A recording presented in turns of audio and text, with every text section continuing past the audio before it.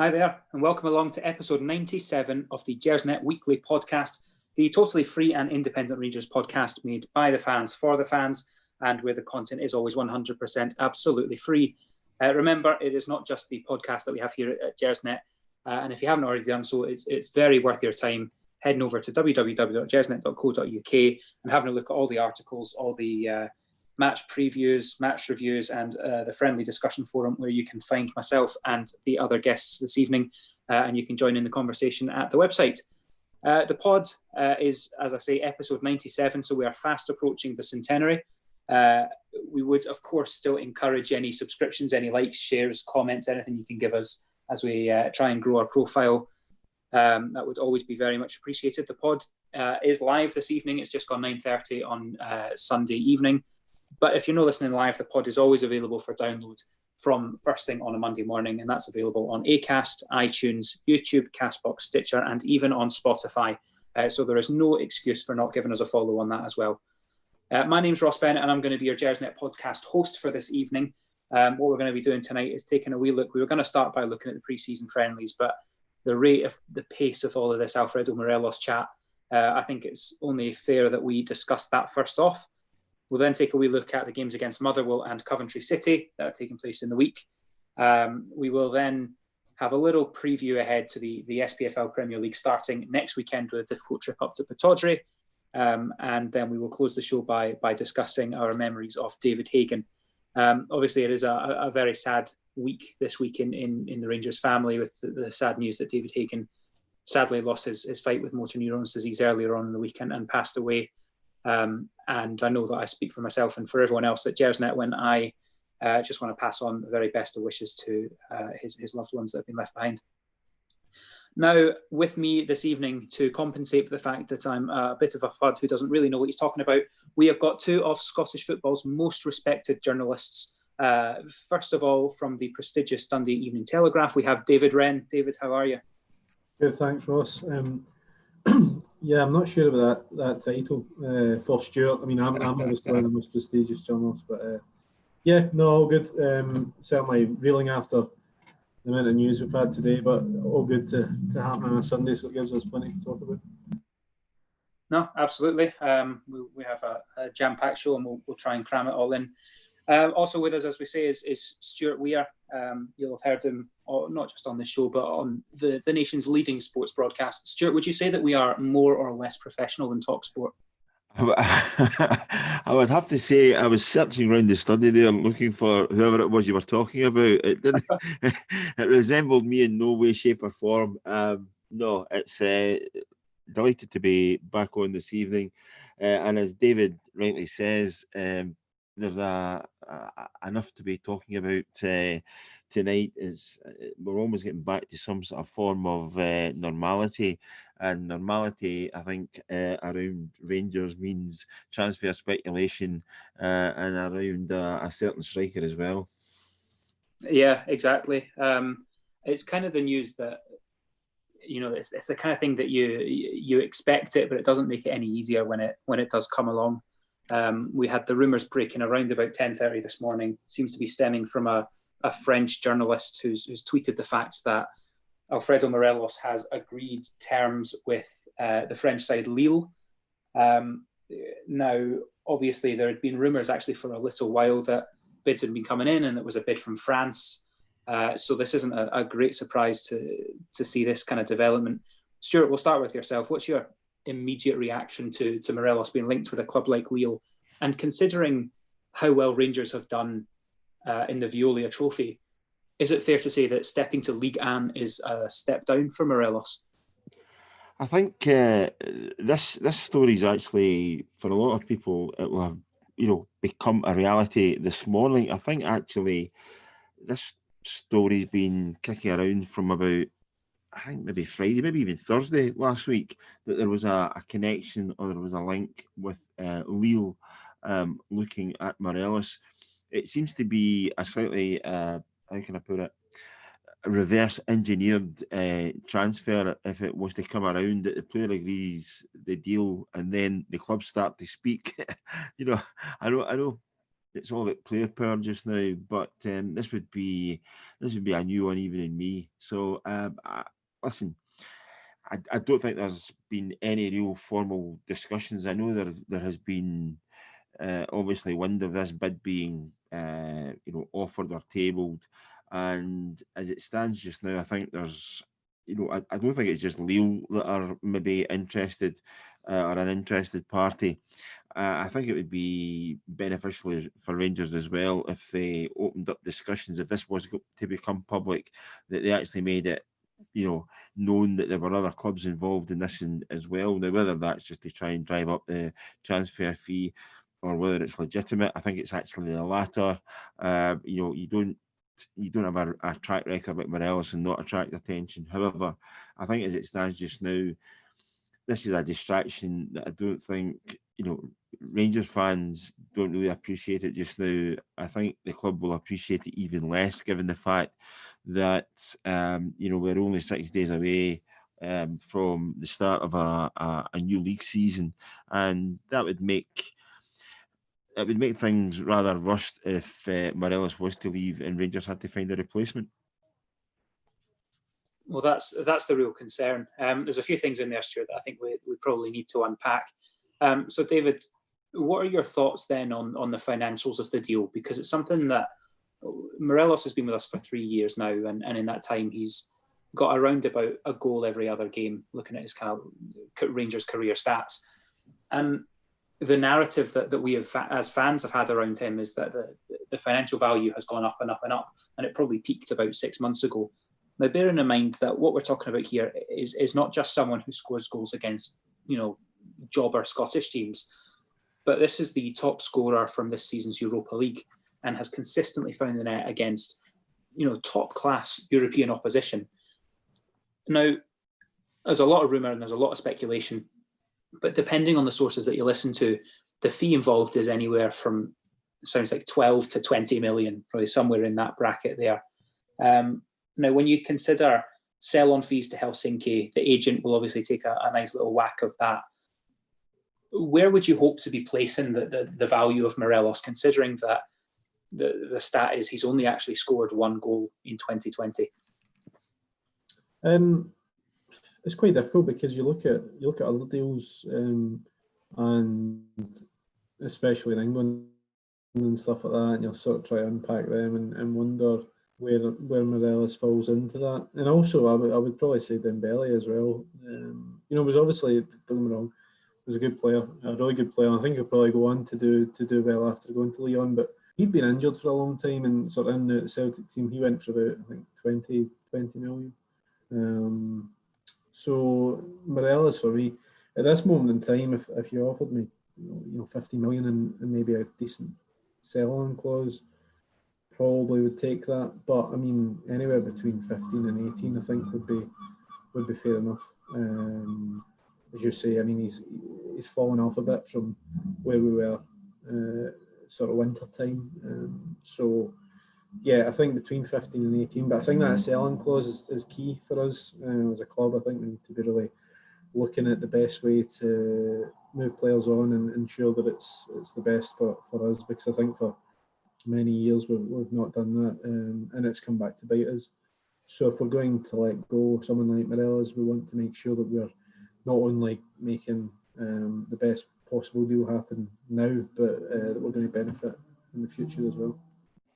Well, certainly. I mean, if Morelos has always been quite open about wanting to play in the Premier League, and if this is the stepping stone that gets him there, then you'd expect Premier League teams would be paying fairly hefty sum for someone coming from that league.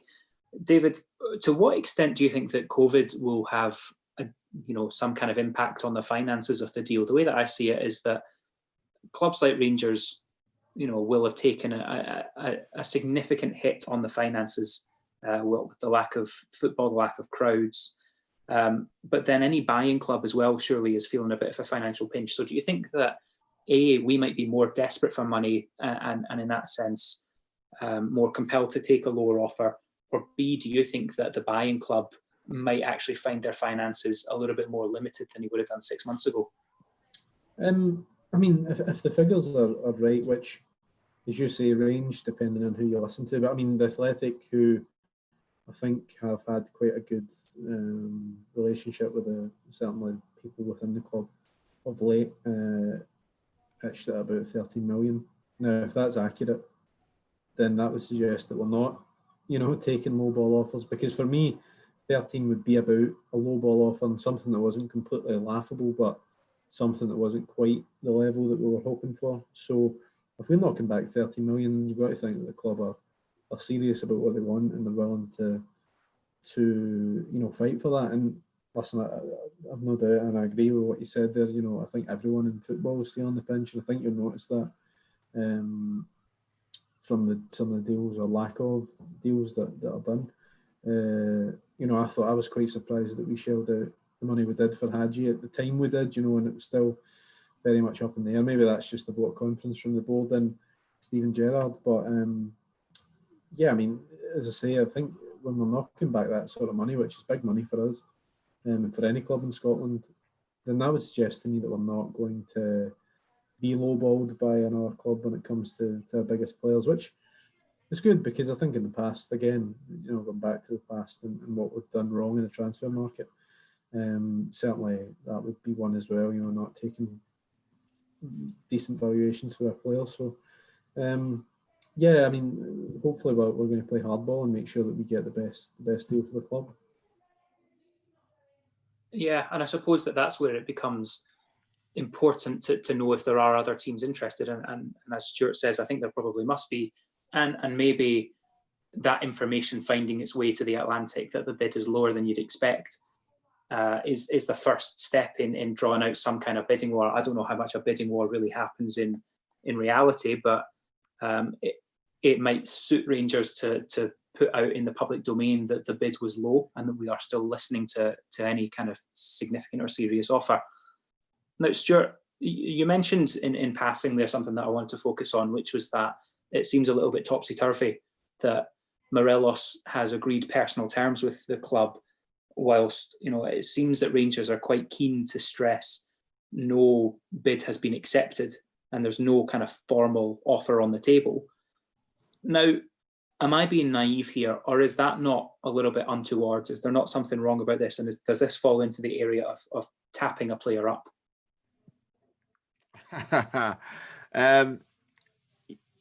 There is such a thing as tapping a player up. It is especially easy to tap a player up if a player wants to be tapped up. I think you have to flip that one on its head slightly, because I don't think there's any doubt that that for a period of time that Morelos has been a player who, you referred to earlier on, has maybe had his head turned ever since the Chinese bid came in, and I think there are a number of contributing factors here. I think some of the transfers that that Rangers have made have been geared or designed towards the fact that Morelos might not want or might not be there. I think Rangers are maybe, I'm not saying they've spent money they don't have, but I think they've always looked the fact that Morelos would eventually depart and would eventually go, and that they would need to formulate a plan to, first of all, bring in a replacement, and also to accommodate what they might do in the transfer market thereafter. Just now, I find myself thinking along the lines that maybe this relationship has run its course in terms of the duration, and in terms of it being a partnership, that you have a guy scoring goals for the club who is in the good books of the fans and of the manager. I think there has been, and it might be down to the last 4 or 5 months where there's been no football and people have perceived things differently. It might be what has gone before, that Morelos has done literally nothing since the turn of the year, And, with him not contributing the way he should have done, that Rangers' challenge in terms of the league title fell away. That people now actually realise that he scored a lot of goals, and whilst he has a terrific record in Europe, is that does that make him a one season wonder that he's scored as many goals against sort of decent opposition? Because if you look at it long term, he is actually in a position where he's not actually scored against either the biggest rivals or the best team. In terms of trophy wins and success in the country, he's never actually, he's not actually, he doesn't have a record that actually is maybe one that you would reflect on as making him some sort of legend or all-time Rangers great. So I think there are a combination of things where I think maybe this whole relationship has actually run its course, and now is time for the club and the player to part. And I get a feeling that may actually suit both parties. So just to be clear then, Stuart, if he does go in this window, you wouldn't be retiring the jersey number 20? Well, listen, you could retire the jersey number 20 because it's inconsequential, number 20, isn't it? Given that through the history and the pantheon of Rangers as a football club and as an entity, number 20 doesn't really mean that very much. It's not 1 to 11, and I think most people look at it that if you've contributed, over a number of seasons and a number of years, that you would wear one of those jerseys 1 to 11. He's not as if he's Johan Cruyff and has made famous the number 14 shirt.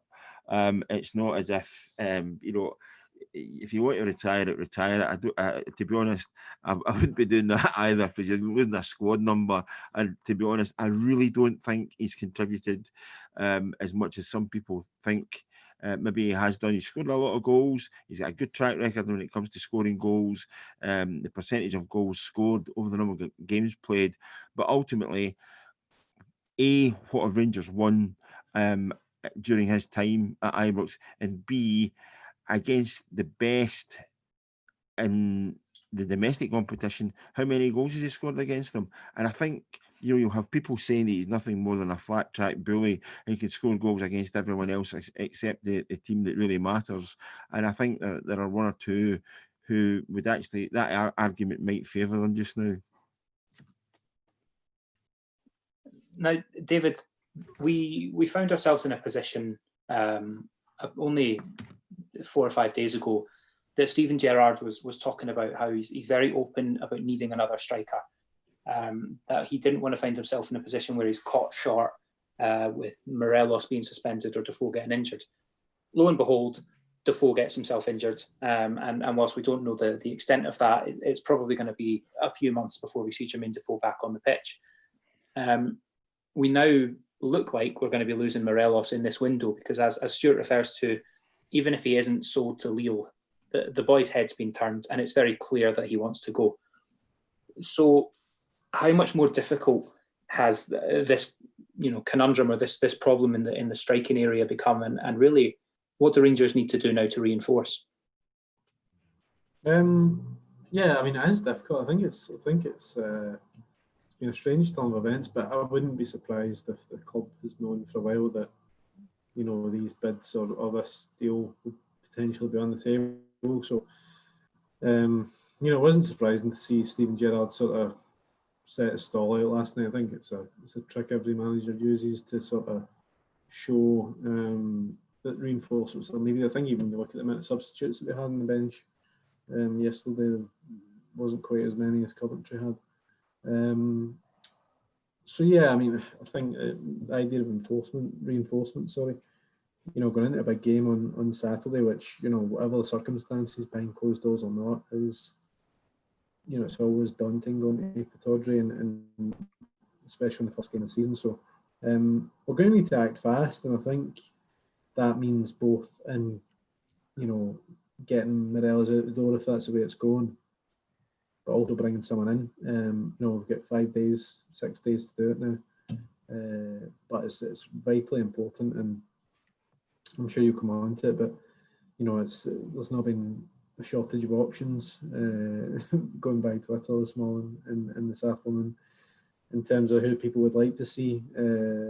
But yeah, I mean, it's vitally important that at least one striker, I think, comes in between now and next Saturday, because I think no matter what happens with Morelos, the likelihood that even if he's still at the club, he'll play next Saturday, you would think the chance of that are slim. So, you know, we're going to have to really get moving, and maybe Ross Wilson and Gerrard have something going on in the background, but certainly we're going to need to make that reality sooner rather than later, I think. Yeah, well, listen, this is exactly why it was a mistake to let Eduardo Herrera leave the club. I mean, you sort of referred to it there, David, that there's plenty of names flying around. So could you talk us through one or two of those of who seems to be the more likely candidates to replace Alfredo? Yeah, I mean, there's one that I like. Sort of splits opinion a wee bit, as I've noticed today. But it seemed that someone we were linked with before he went to Anderlecht from Leeds, Kamal Roof.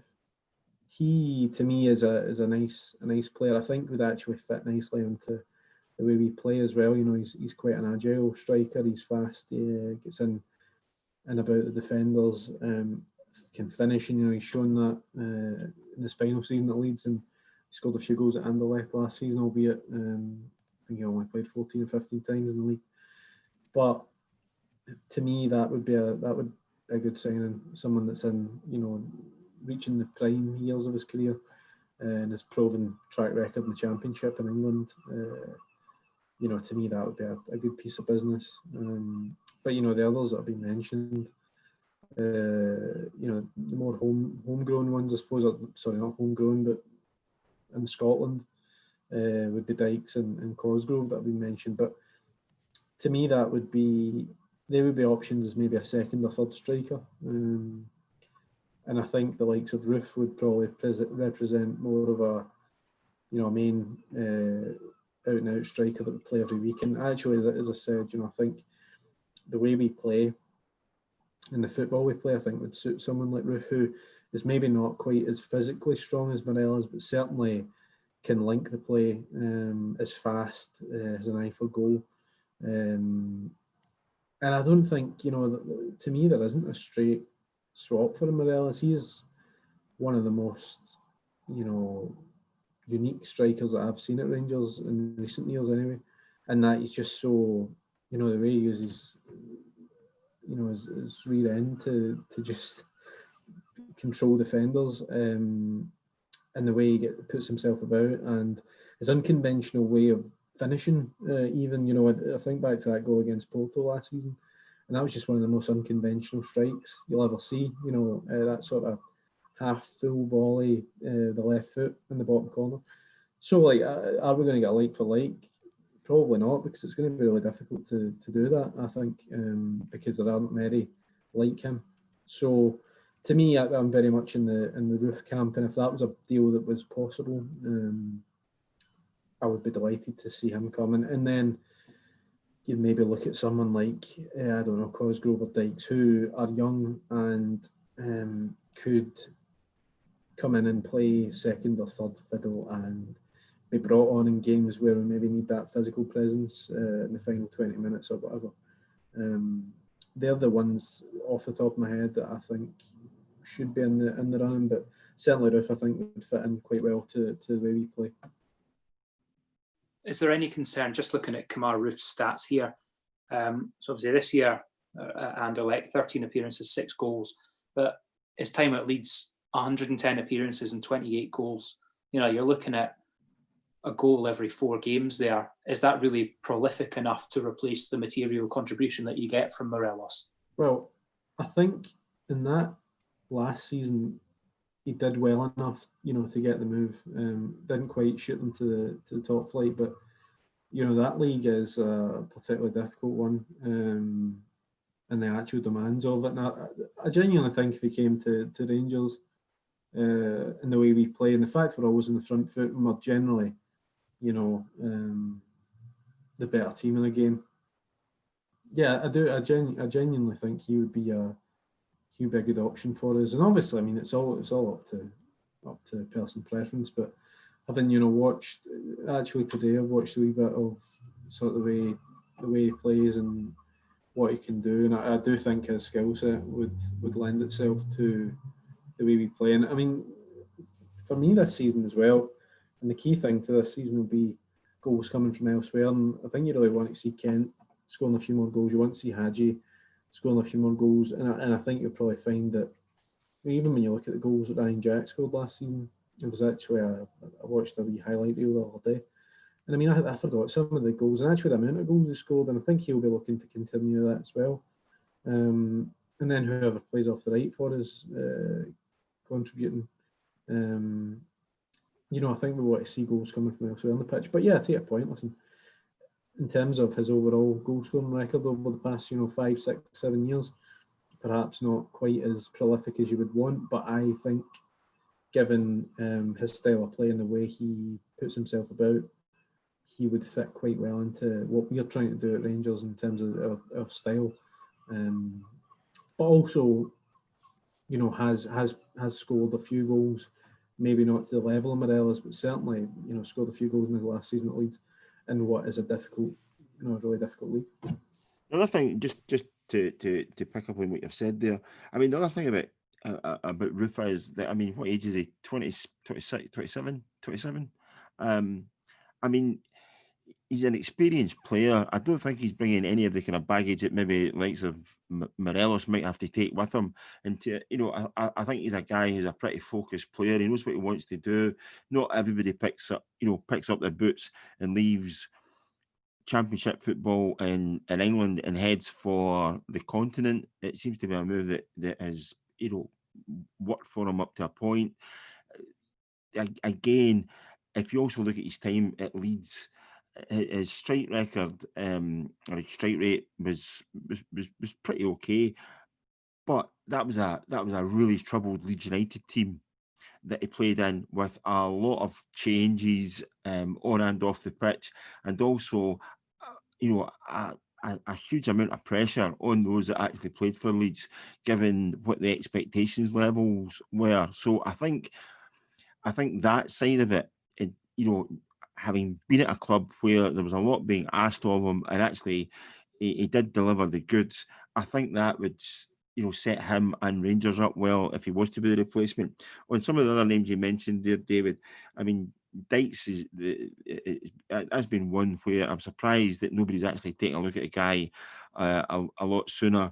As for Cosgrove, if you are led to believe what Aberdeen apparently knocked back for him a couple of weeks back, personally speaking, I don't think Rangers are going to bid anything like that for him as a number 2 striker, let alone a number 1 striker. So, again, this is a big test for Ross Wilson and his, scouting network, where you really have to come up with somebody who's going to deliver the goods. This transfer and what happens in this remaining transfer window could be as much of a test for Ross Wilson as it is for the players he actually brings in. I think that's a key point, Stuart. We spoke on the pod last week that Rangers' problem has been contributions in goal scoring from outside of Alfredo Morelos. And I think David makes a very good point. You've got Hadji, you've got Kent. Kent, by the way, has never really had a pre-season with us. Last year he was signed very late on, and obviously then got injured in his first game. Year before that, again, he came in on loan, but he came in quite late. So to have Ryan Kent available, fit, going through a pre-season, I think that will make him a slightly different prospect. Joe Aribo as well, he's coming, he's going to get a full pre-season with Rangers, and I think we're going to see a lot more goals chipping in from, attacking midfielders. So you're right though, Stuart. This is a huge test for Ross Wilson, because Morelos carried the team in terms of firepower. And Jermaine Defoe chipped in with as much as he could, and he did very well, considering he was usually coming off the bench and his minutes were limited. But this is the second, relatively serious injury that Jermaine Defoe's had in the last 18 months. And I doubt it'll be the last, to be frank. Age will be catching up on the guy, and he will not be contributing 90 minutes week in, week out. So we need someone who can chip in with 20, 25 goals a season. And on top of that, you want to see it supplemented with midfield goals, because I think it was John McCallum first mentioned on this show, we conceded the same number of goals as Celtic last year. Our problem was goal scoring. So we would hope that that is the priority for the scouting setup. And I'll just say that that's what slightly worries me about Kamar Ruth. And I really, really hope to be proven wrong. One thing I would see in terms of the squad, and this was something that struck me last night when I was watching the Coventry game, but we are in a position now where we have a team, and as you mentioned, Ryan Kent, good example. I even look at Joe Aribo, and he's a guy that last season did okay, but not quite as well as we thought he would. Now coming into his own a wee bit in these friendly games. We maybe just need,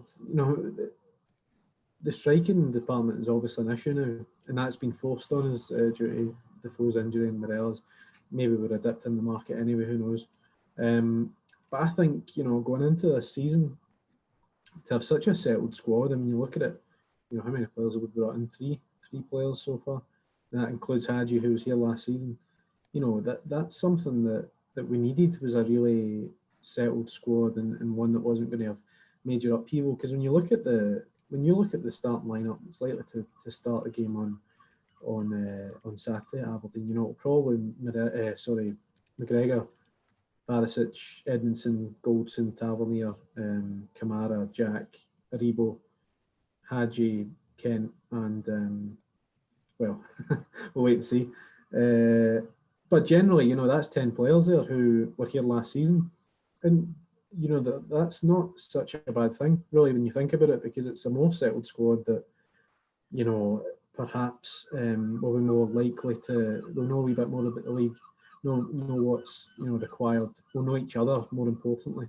And for guys like Hadji and Kent, who didn't spend pre-season, to then get that opportunity to, go through their paces and play friendly games with their teammates.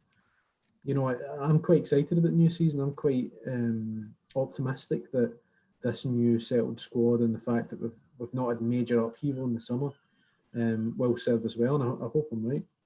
Can I just touch on another name that's been bandied about, and that would be Ryan Brewster. And this shows you the difficulties of actually signing a striker who is actually going to deliver. Ryan Brewster has, he's been out and about in terms of loan deals. He's one of the guys who are, he's well thought of in terms of what he's done as a player.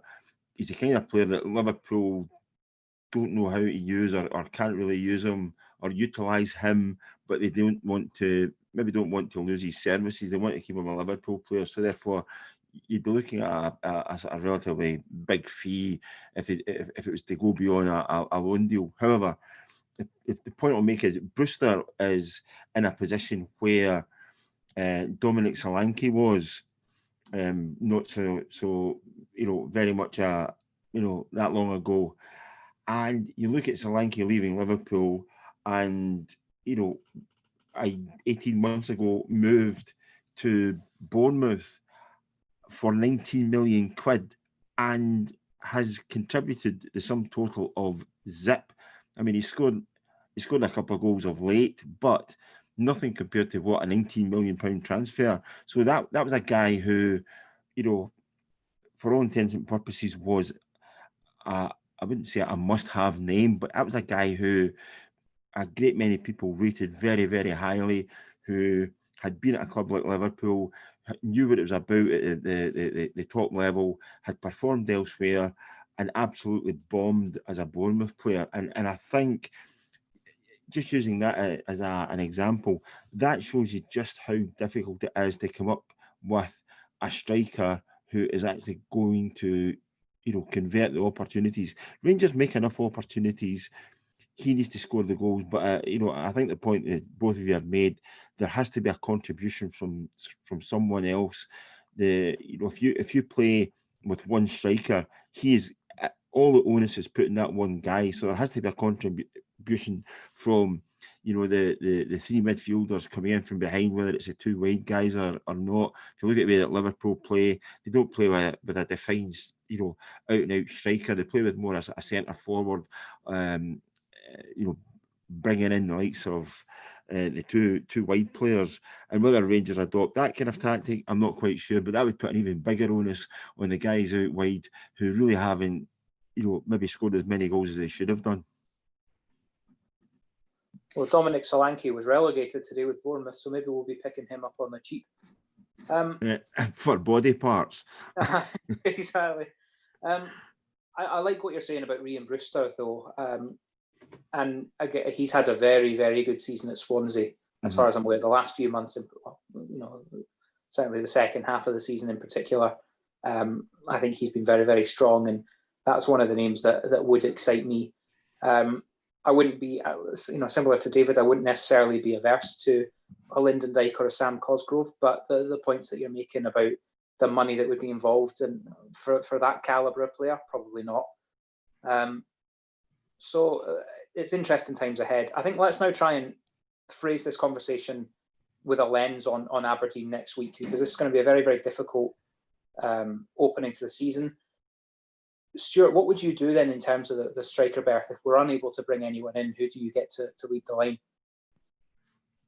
I really don't think there's an option other than bringing someone in. There is nothing, even though Rangers have had a decent pre-season, there is nothing for me to suggest that, for instance, if Rangers adopted the system that Liverpool employ, where it's your two wide guys, Mane and Salah are the guys that are contributing the goals.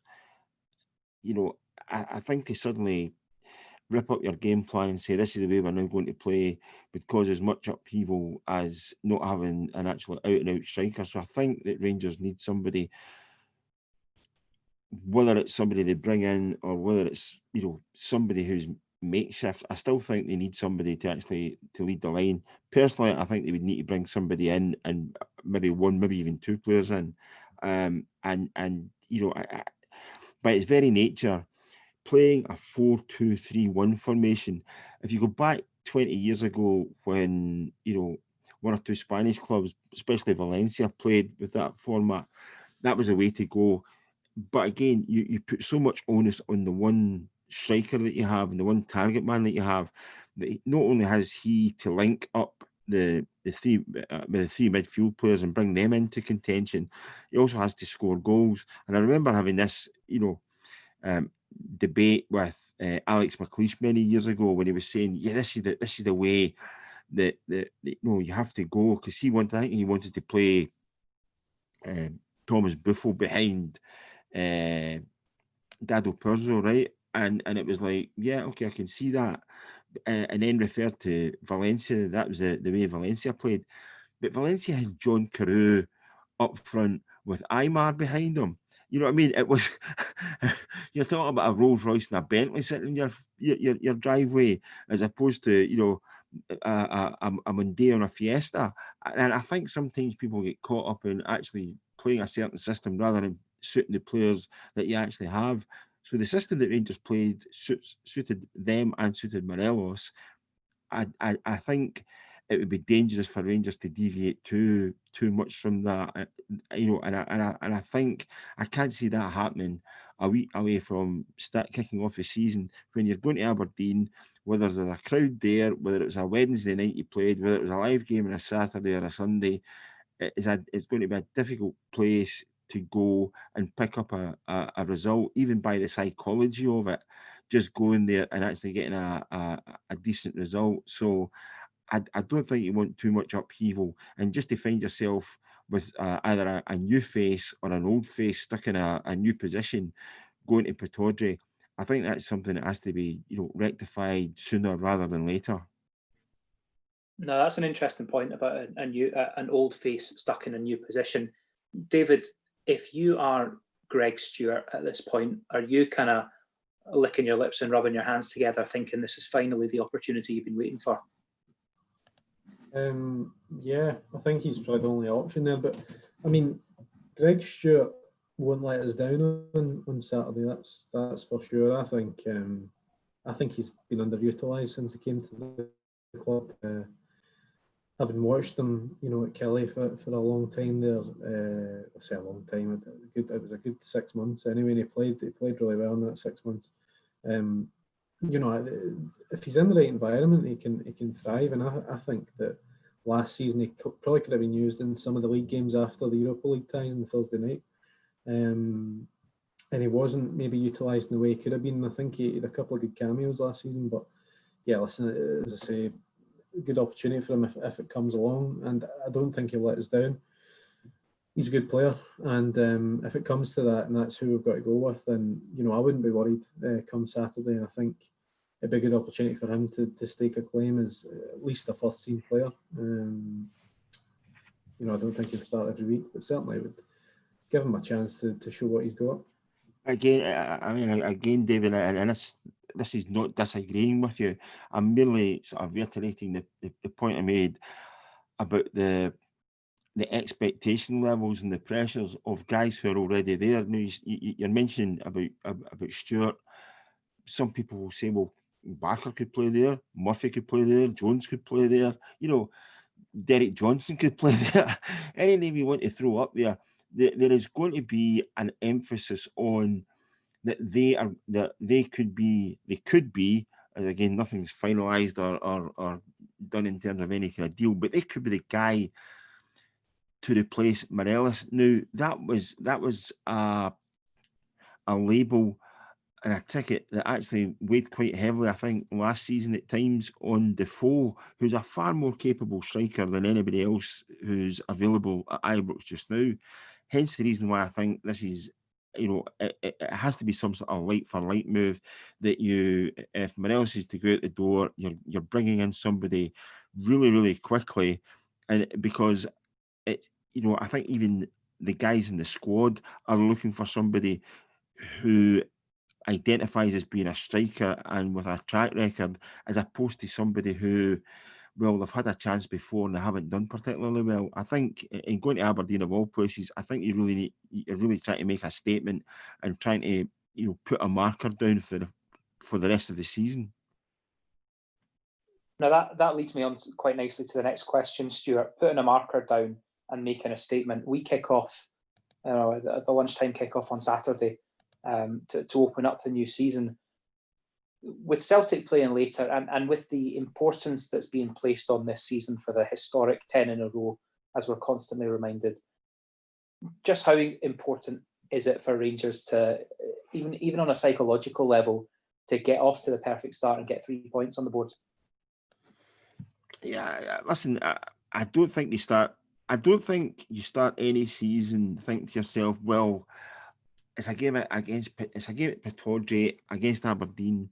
In the past we haven't really taken anything from these games, so might not lose too much ground. You have to be hitting the ground, running, and the psychological side of things is that will be that Rangers are going to Pittodrie and managed to get a result against Aberdeen. That is a psychology, not only in the home dressing room, but that will be the psychology in other dressing rooms as well. I still think the season comes down to actually what you do against your nearest challengers, and that's a discussion that people will have, long into the season. But I think on this occasion, Pittodrie, you could never at any time say Pittodrie was a happy hunting ground for Rangers teams, as far back as I can remember, because I can remember really good Rangers sides becoming, unhinged at Pittodrie.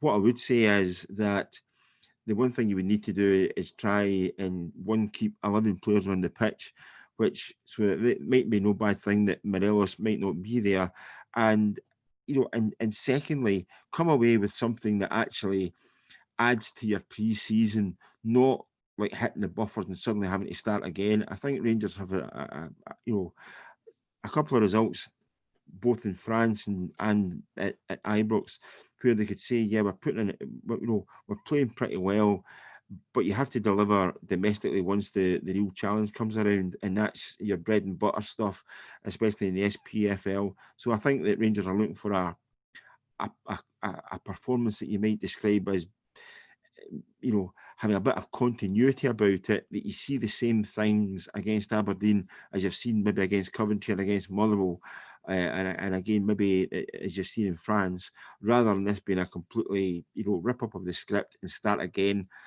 It's a big game. Visits to Pittodrie are big matches that you really have to try and win if you're going to have any ambition of actually being at the sharp end and in the mix come the end of the season. I think you're absolutely right, and Pittodrie hasn't, as you say, hasn't been a happy hunting ground, and we've let ourselves down really in a number of games against Aberdeen in the last 3 or 4 seasons. I'm just taking a wee look now at their pre-season preparations, and it's not gone overly successfully for them. Seems they drew 2 each against Ross County, lost 2-1 against St Johnstone, and drew the other day there 1 each with Hibernian.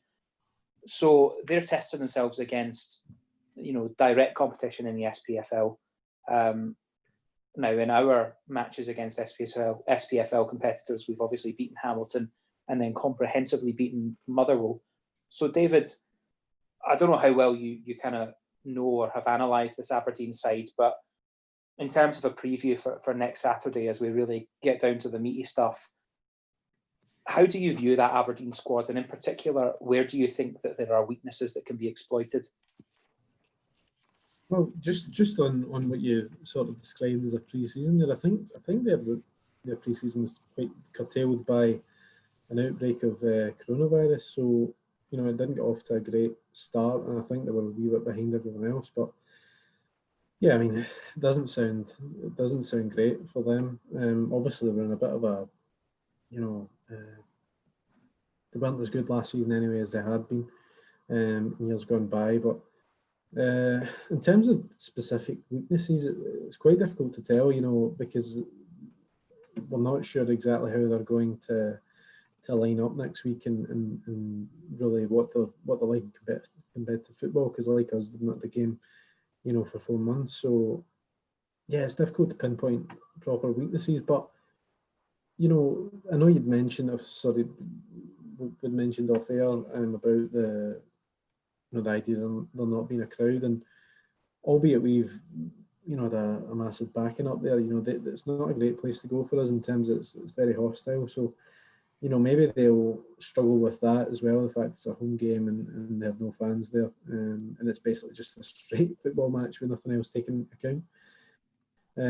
For us, I think it's important that we go there and play our own game and play with the same intensity that we showed against Motherwell through the week, because in that game, I mean, everyone just looked sharp, looked fit, looked at it, and I think if we turn up and play with that sort of intensity and maintain it over 90 minutes, because that's actually been an issue for us at Aberdeen over the past couple of years, has been dropping off, and we obviously played them 2 years ago in the first game of the season, and actually when you mentioned earlier about potentially having no real striker for the game on Saturday, I did think about that game, because obviously Morelos was sent off early doors, and we played, I think, 4-3-2 with Windass and Murphy coming in off the wings that day.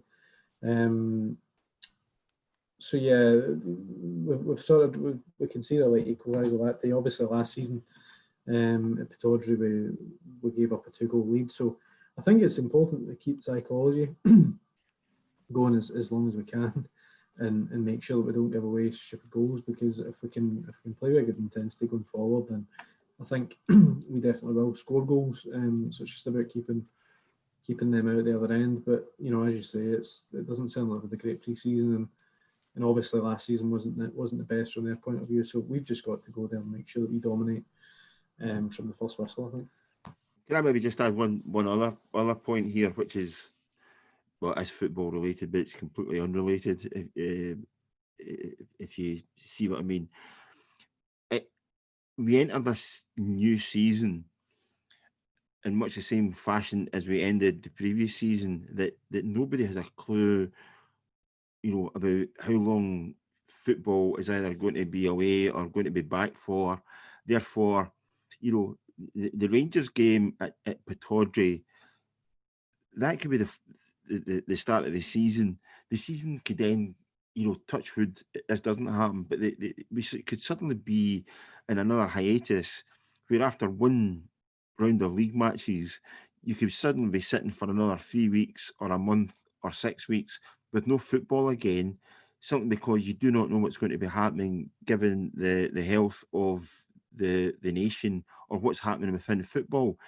You don't want to be sitting for any period of time, whether it's after the first game or after 5 games, suddenly being, not having any football for a month or whatever it might be, and think to yourself that this season's already lost. You want to be absolutely, kicking in from the off, getting a win on Saturday and following that up with another win and a win every other game, because you do not know what's going to happen this season in terms of COVID and the impact that could have again going into the winter months. Well, I think that's a really valid point, Stuart. And you just have to look at what happened in Paisley this week with a sizable outbreak happening over at St Mirren. I think that if we get through this season without any postponements, without any delays, that will be a miracle, really. And we had our first kind of brush with this stuff when we had the Motherwell game that was put back by 2 hours on Wednesday evening. This is new for everyone, and this is a really strange way of working. And we can learn lessons from what the Germans have done, from what England have done. It seems obviously that we still have found ways of making mistakes, but I think you're right, Stuart, that I quite like the psychology of sport, and it'll be a really interesting impact psychologically that this will have on the players, because we do not know at what point this season will be curtailed. And it's worth bearing in mind that if the season is ended prematurely, we have now got form for declaring champions. So, I mean... That doesn't mean to say it will happen again. No, of course, no. But what I'm trying to say is that we need to make sure that we win by 4 clear goals on Saturday, so that by 2:30 we can all go out and get infected, shut down the league, and get the season awarded to us. I mean, I think what I'm trying to say is, by the fact that we don't know if, how, when the league will play itself out, and so if there is to be curtailment again, you can't let yourself drop away. You can't let yourself build up a gap between yourself and Celtic. So it implements this really strange psychological factor of almost every game being like a cup final. You don't know if it's your last game.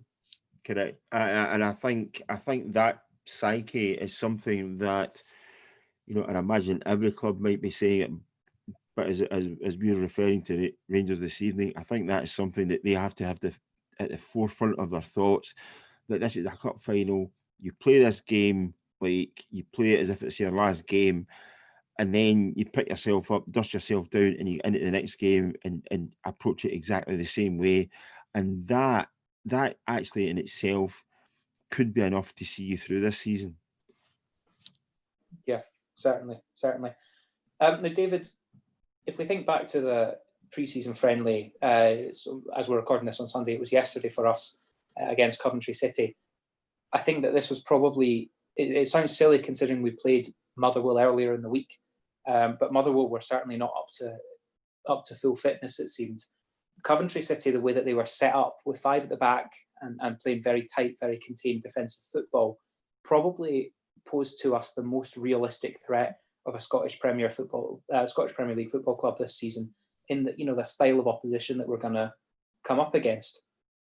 And there was a large period of that match where we struggled to break them down, and it was frustrating. And I texted folk during the game saying, this is very, very similar to certain games that we watched last season. Is there any concern as we go into the new season now, any concern in your mind that we still have not found a way to break down stubborn, stuffy defensive units? I think the proof will be in the pudding in terms of the competitive games. But, largely the similar sort of setup that we've got this season. And that was a similar sort of thing that we came up against at Ibrox, especially last season. I hope that we're more, we can do a bit better and really get past defences a bit better. But, the likelihood is we're going to bring in, as we've mentioned throughout the show, another 2 strikers. I think the key will be that those strikers that we bring in are able to offer something different in the, between defenders and give us an option there, because that's been one of the biggest things, is the side-to-side football, which isn't enjoyable to watch. It isn't enjoyable probably for the players in many ways. We need someone with a bit more, a dynamic streak in them that can find the ways through. Because when you look at Morelos at his best, he's great at creating space for himself on the edge of the box and getting in behind defenders, using his strength in his body. But obviously, he's also got his cons, which include his temperament and his ability to control that. So I think the strikers that we choose to bring in will be a massive part of the way that we break down defences, and I'm sure that this is something that Gerrard's thought about. The best players to get the job done, and when we do bring players in, you would like to think that they'll be able to find the spaces that allow the likes of Joe Aribo and these kind of guys to find the right passes in the right areas. But it is difficult, and for any team it's mind-numbing to have to try and break down these 5-man, 2 banks of 4 or 5-man defences. There's one bank of 9 if you looked at it sometimes. What I thought was really interesting, David, was that you had a pre-season friendly that was almost set up like a test session as to how you would cope with a team playing in a particular fashion, a particular style. I can't remember too many teams turning up for a pre-season friendly and basically, doing a good impersonation of an SPFL team playing at Ibrox. It was uncanny, actually. And you're right. I think at times Rangers struggled, but again, you're looking at some of the personnel, and I can't help but think these are the kind of opportunities, forgetting the front man or the striker sort of questions just now. I think these are the kind of games where the likes of Kent and Hadji especially have to show their sort of creativity and either cutting through defences that were, it was 2 banks yesterday. It was like 5-4 at times. It was even, almost like 2 banks of 5 at times. But I think that's the test, where the test will be, that you have players who can create the space or create the openings or get the cut through that's going to give opportunities for others. So yesterday, I personally, I didn't think it was a much of a game. It was as good as a game you're going to get for a pre-season. But I think the reality was that was a good test for what Rangers might face very, very quickly into this new season. I completely agree, Stuart. It was a very interesting test. I don't know if Coventry City were chosen because we knew how they might line up, or if that was just, a happy coincidence based on where they are in their own pre-season schedule. But it did prove the most realistic test of what we're likely to face this season in terms of teams sitting back and us finding a way. And Joe Aribo has done incredibly well over pre-season, in my opinion, and showed again the value that he brings in terms of unpicking these defences. What does worry me slightly, and I think if we had another 45 minutes, we would go into this in a lot more detail. It does slightly worry me that Yanis Hadji becomes potentially a bit more anonymous in that type of game. I don't think he had his best game on Saturday there, and no, we saw that at times last season when teams were stuffy and teams were difficult to break down. He struggled and he didn't thrive. So, maybe that's just one thing to keep in mind. But I agree with what David's saying, is that there are certain creative players that we will need to shine against these defences, and that's Hadji, Kent, Aribo. I hope that we as a team are not too hamstrung by a certain footballing philosophy, because we have the better players. If you look at a team like Livingston or a team like Hamilton, we have the better players, we have the better footballers. So to a degree, I always think you don't need to overcomplicate it. Let them go out and play football and show that they're superior. And it should just be as easy as that. But of course, football rarely is. I think the psychology part of it, so just very, very quickly, I think the psychology part of it is quite important there, because I think if you've got Steven Gerrard telling the likes of Aribo and telling the likes of Kent and telling the likes of Hadji, you are my match winners, you're the guys that I'm looking for, that I'm putting the onus on because I think you're the guys that can deliver. I think that mindset might bring more positivity from Rangers than these same guys not knowing whether they're going to start or not. Yeah, I think that's an interesting point. I mean, David kind of said it. The proof is in the pudding, and it's very, very hard to predict at this point. And whilst David made a very good point earlier that we look at the team that's likely to start at the weekend, and at least 10 of them were playing here last season.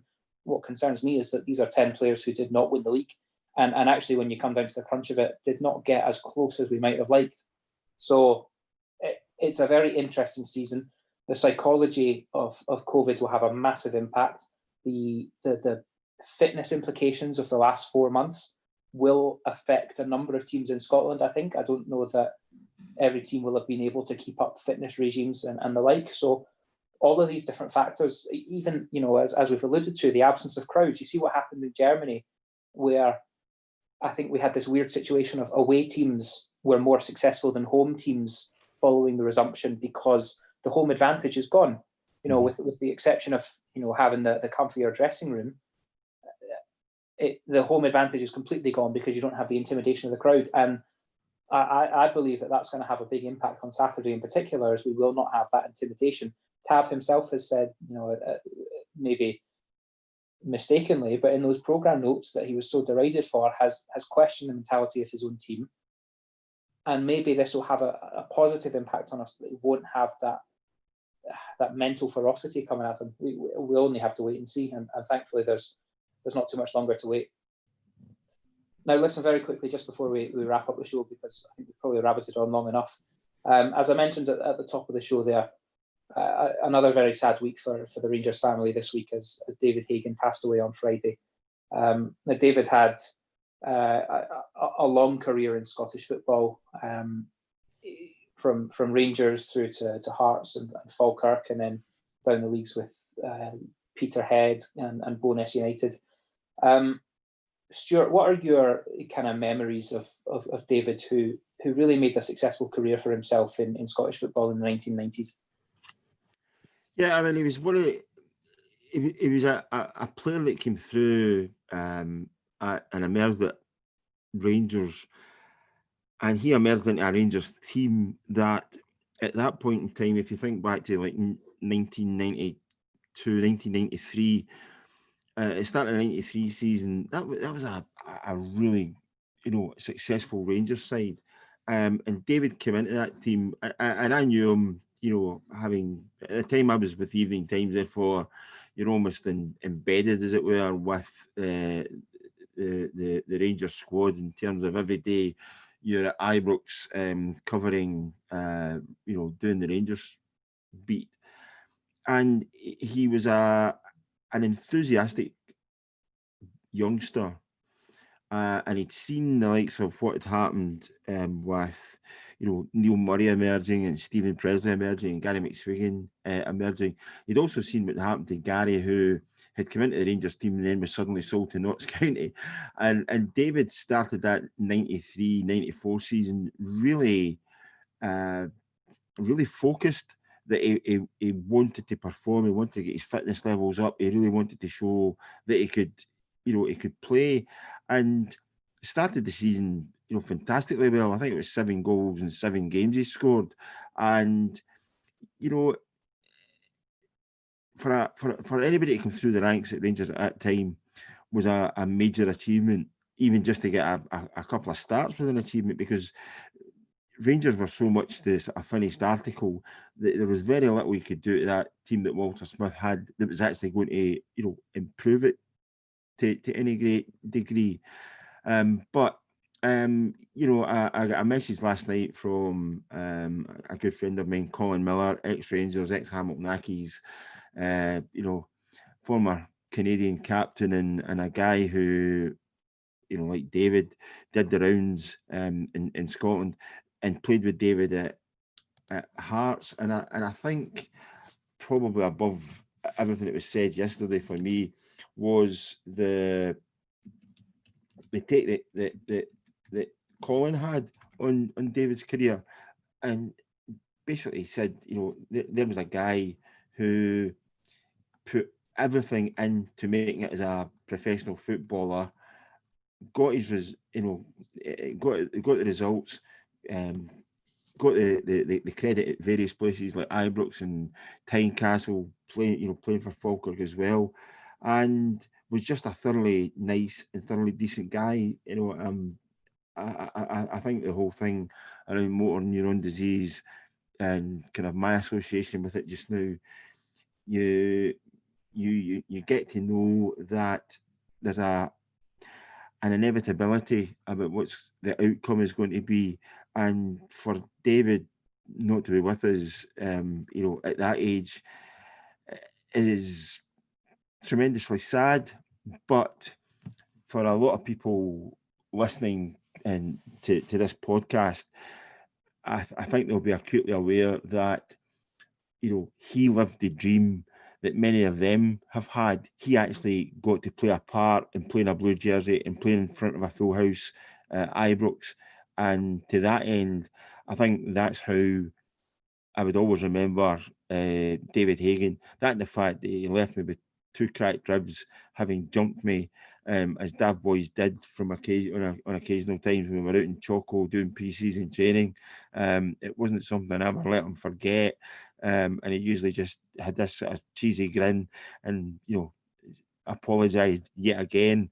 And I made him apologise because every time I met him over a number of years, I reminded him of it. But a really nice guy, and it was a really sad moment for me on Friday evening when I heard about his passing.